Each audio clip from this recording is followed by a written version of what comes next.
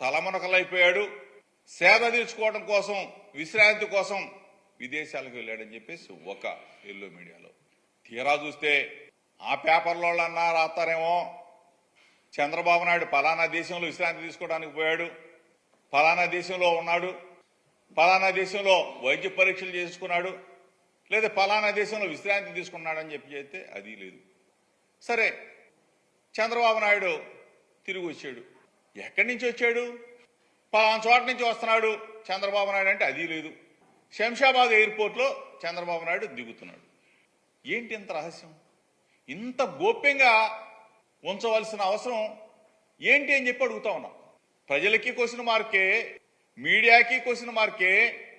చంద్రబాబు నాయుడు అసలు ఎక్కడికి వెళ్ళాడు ఏంటి అని చెప్పేసి దిక్కుమాల ప్రతిపక్ష నేతగా ఉన్నాడు కాబట్టి ఆంధ్రప్రదేశ్ ప్రజలకు కూడా ఒక క్వశ్చన్ మార్క్. ఈరోజు